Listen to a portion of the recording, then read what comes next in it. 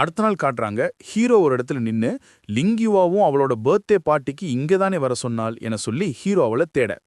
பின்னால் வந்து லிங்கியுவாவோ ஹீரோவை கூப்பிட்டு, நீ இங்க வா, உனக்காக ரொம்ப நேரமா வெயிட் பண்றோம் என சொல்ல, அவங்க கிட்ட போன ஹீரோ, சாரி உன்னை தேடுன கண்டுபிடிக்க முடியல என சொன்னதும், அங்க லிங்கியுவாவோட இருந்த பொண்ணுங்க ஹீரோவை பார்த்து அவன் ஹேண்ட்ஸமா இருக்கான் எனவும், இன்னொரு பொண் அவன் உன்னோட பாய் ஃப்ரெண்டா என கேட்க, அதுக்கு லிங்கியுவாவோ அப்படியெல்லாம் ஒண்ணுமில்ல, நாங்க 2 பேரும் கிளாஸ்மேட்ஸு, பிறகு நாங்க ஃப்ரெண்ட்ஸ் மட்டும்தான் என சொல்ல, அங்க வந்த இன்னொருத்தன் அவனோட பேர் சீகாங் சிங். அவன் நினைக்கிறான், இவங்க 2 பேரும் வெறும் கிளாஸ்மேட்ஸா, அவர்கள் ரொம்ப க்ளோஸா இருக்காங்க,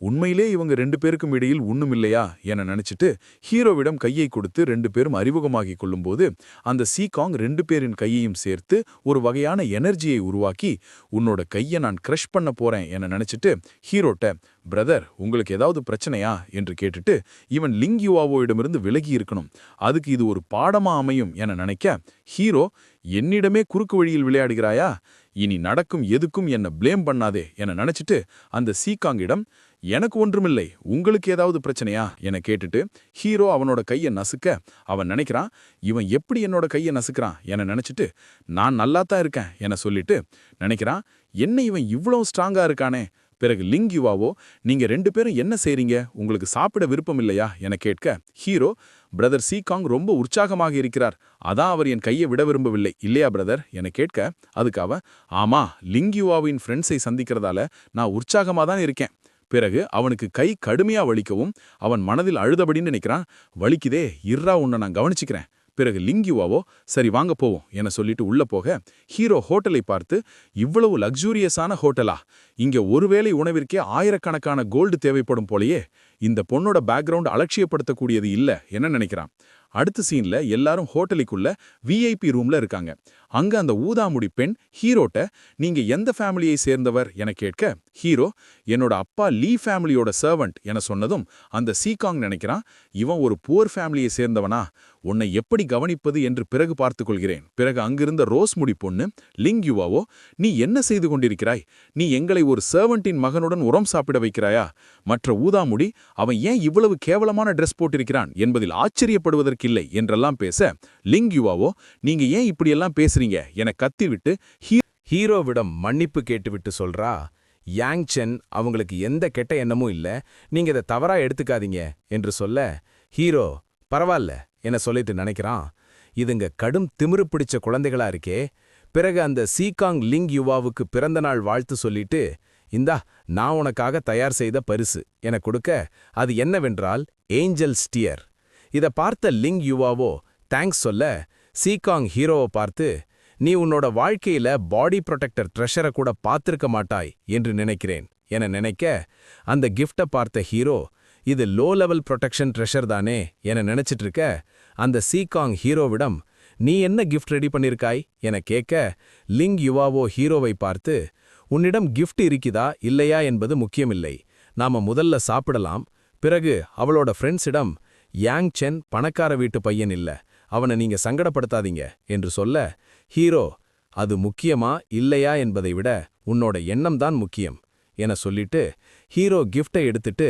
என்னோட கிளாஸ் லீடருக்கு நானும் ஒரு கிஃப்ட் ரெடி பண்ணியிருக்கேன் என சொல்லி அதை மேசையில் வைச்சதும், அங்க சுத்தி இருக்கிற லிங்கியுவாவோயின் ஃப்ரெண்ட்ஸில் ஒருத்தி,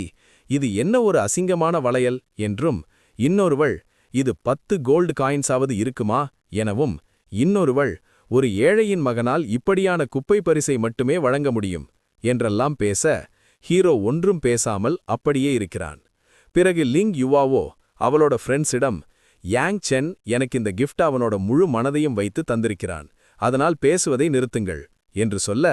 சீகாங் லிங்கியுவாவோ, என்னோட கிஃப்டை ஏற்றுக்கொள் என்று சொல்ல, லிங்கியுவாவோ, இந்த கிஃப்ட் எனக்கு ரொம்ப எக்ஸ்பென்சிவ், இது எனக்கு பயமா இருக்கு, அதனால நான் இதை உங்களிடமே திருப்பி தருகிறேன் என சொல்லிட்டு ஹீரோ கொடுத்த கிஃப்டை எடுத்து கையில போட்டுக்கொண்டதும், சீகாங் லிங்கியுவாவோயிடம், இதை பற்றி கொஞ்சம் யோசித்துப்பார் என்று சொல்ல,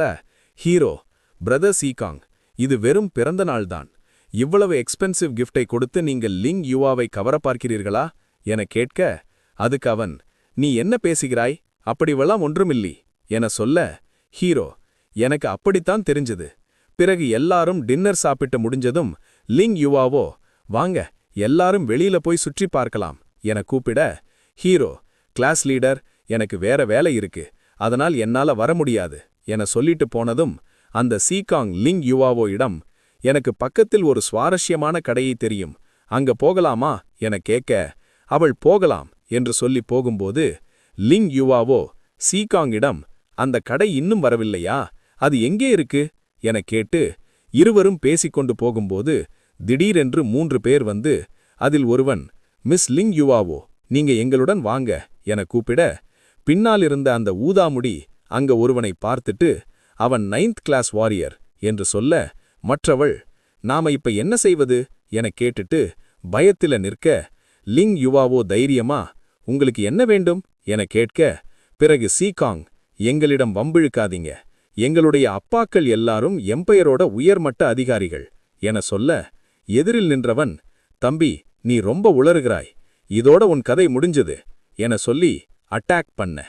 அந்த சீகாங்கெயில் ஸ்டியரை யூஸ் பண்ணி தடுத்துட்டு சொல்றான், இது தடுத்து விட்டது, இதை வாங்க செலவழித்த கோல்டு டெய்ல்ஸ் வீணாகவில்லை என சொல்ல, அங்கிருந்தவர்களில் ஒருவன் ஃப்ளேம் டாவோ என சொல்லி அட்டாக் பண்ண, அந்த பேரியர் உடைந்து அந்த சீகாங் கீழே விழுந்தவுடன் விழுந்த சீகாங்கிடம் ஒருவன், அது ஒரு பளபளப்பான பொருள் மட்டும்தான், அதால் ஒரு அடியை கூட தாங்க முடியவில்லையே என சொல்லிட்டு அவனுக்கு கிட்ட கத்தியை கொண்டு போக, சீகாங் பயந்து, நீ தேடி வந்தது லிங் யூயாவோ தானே, அதற்கும் எனக்கும் எந்த சம்பந்தமும் இல்லை, ப்ளீஸ் என்னை கொன்றுவிடாதே என சொல்ல, அவன் சீகாங்கை உதைத்துவிட்டு லிங் யூயாவோயிடம், நீ எங்களுடன் வா என சொல்லி அவளை பிடிக்கப் போக, ஹீரோ கொடுத்த கிஃப்டிலிருந்து ஒரு டிராகன் வந்து லிங் யூயாவோவை அட்டாக் செய்துவிட்டு லிங் யூயாவோயின் பெண்ணால் வர, இதை பார்த்த 3 பெண்களும், இது ஒரு கிரேட் பாடி புரொடெக்டராக இருக்குமோ, மற்றவள், இது அந்த ஏஞ்சல் ஸ்டியரை விட நல்லா இருக்கே எனவும், மற்றவள், நாம யாங் சென்னை பார்த்து சிரித்தோமே என்றெல்லாம் பேச, லிங் யூயாவோவை அட்டாக் பண்ண வந்தவனுகள், நமக்கு கிடைத்த தகவல்கள் தவறு போலையே, நாம இப்ப வித்ட்ரா பண்ணுவோம் என சொல்லி அந்த 3 பேரும் போக,